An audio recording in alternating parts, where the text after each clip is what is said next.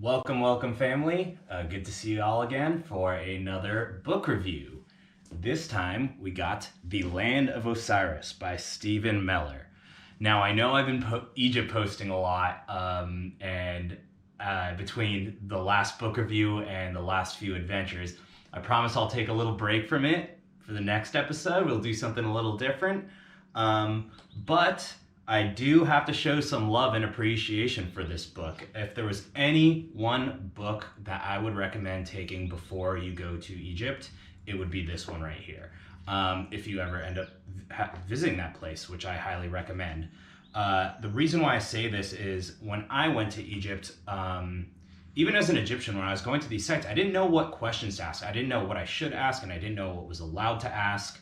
And there's so much to this place that it's good to do a lot of studying beforehand, but there's so much material. I gotta say, this gets the Egyptian stamp of approval. It's an amazing book. Before we get started though, it is important to give some context as to who the authors of this book is. Now there's one main author, and that's Mr. Stephen Mehler, but it's based off the teachings of a man named Abdul Hakim, both of which are badasses. Stephen has 3 scientific degrees, is a trained archaeologist, trained Egyptologist, and was a high-ranking member of his Rosicrucian order. So this guy knows his stuff. And Abdul Hakim Awyan, you may have seen some videos of me traveling Egypt with his son, Yusuf, who is an amazing stonemason. He gives a great tour. I highly recommend looking it up. I'll provide some links down below to learn more about him. But his father is Abdul Hakim. And this guy was a bank of knowledge. He was one of the few teachers in Egypt that lived at a time that had the experience and went public about his experiences growing up in the base of the pyramids at a time before Egypt was industrialized. So he was able to walk through these structures, go to these sites, explore places that aren't even acknowledged yet, like the tunnels under Saqqara, which we will get into later in this book because it addresses it. So if you're curious more about Abdul Hakim, I highly recommend watching The Pyramid Code. A lot of cool stories and info by him. A lot of the series is based off his teachings. Now that we got out of the way, let's get to it. Now, this book covers a lot of really interesting themes in a really concise way. It's really easy to read. I'm going to go over a few of the highlights in the kind of order that they appear. Don't worry, this isn't a novel. There's no spoilers. So, that being said, let's get into it. Now, the first thing I really want to note is the role, or importance the 42 played in ancient Khemitian culture. Now, Abdul Hakim knew 7 languages, and he was also an expert in the Khemitian language and culture. So he talked about in their mythology / history, the ancient times, the beginnings of Khemit / ancient Egypt was the result of 42 tribes working in harmony together. Now, this is really interesting because Egypt is in the very center of the Earth's landmass. Specifically, the pyramids are the very center of the Earth's landmass, meaning if you pushed all the continents together, the pyramids would be at the exact center. So that idea combined with 42 tribes working together kind of implies the idea that ancient Khemit was the result of everyone's wisdom from every race, tribe, whatever, all throughout this region, working together to create this perfect society. And you can actually see evidence of this in pre-dynastic carvings of literally, you could see black people, white people, Arab-looking people, all over the whole thing. So it's pretty interesting to note that. It also implies that the 40 tribes of Israel, that's kind of a borrowed / plagiarized story from ancient Egypt, which you find most of Abrahamic religion's stories are just bad bootlegs of legends / the history of ancient Egypt.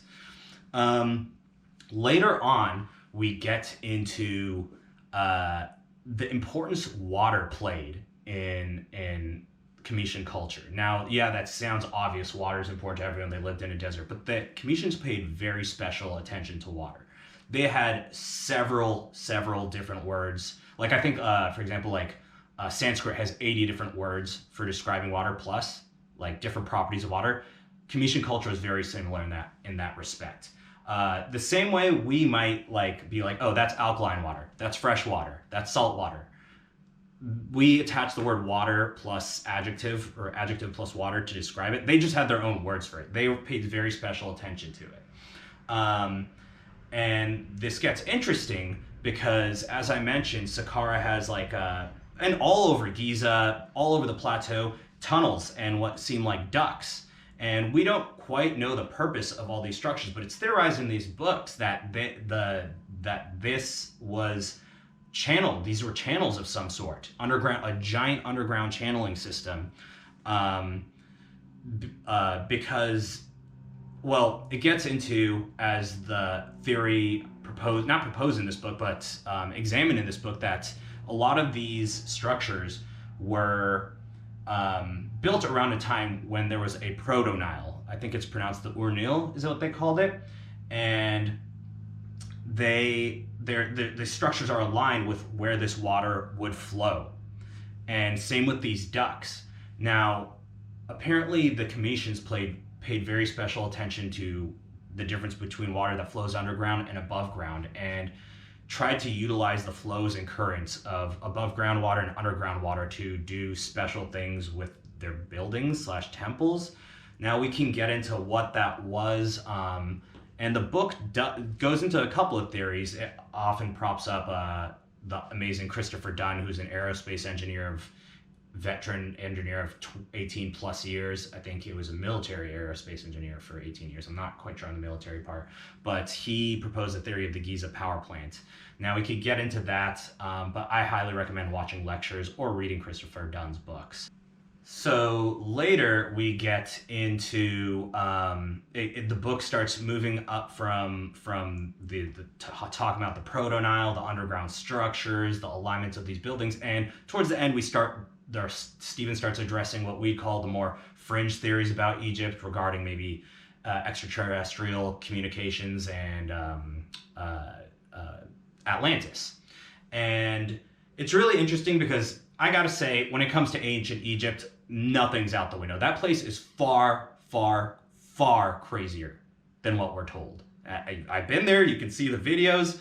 It's far more complex than what we as a society and Western society like to acknowledge. That being said, we'll get into it a little. So Stephen proposes that the Atlantis myth isn't exactly separate from ancient Khemit. He believes that they are probably the same thing, and that when the Proto-Nile ran through, the Ur-Nil ran through Africa and Egypt, the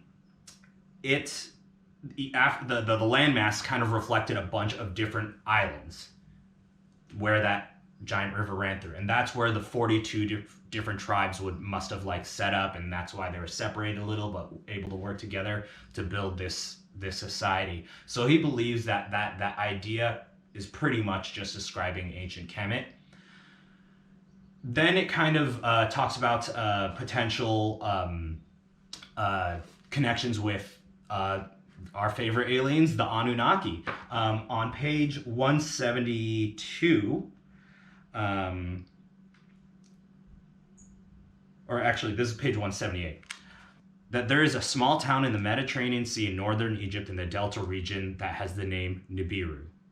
The fact that an Egyptian town should have a Sumerian name, a name that was used for another planet in our solar system, could indicate a connection between Anunnaki of Nibiru and ancient Khemit. So I thought that was pretty interesting, pretty neat. It gets into that more later, the myths of Osiris. As I said, I'm just covering the surface. This is a really good book. All in all, give final thoughts, summarize it all up. If you're going to Egypt, get this book. If you're interested in Egypt, get this book. It has my Egyptian stamp of approval, The Land of Osiris. I look forward to reading I think they made one more book together. So I look forward to reading that in the not too distant future.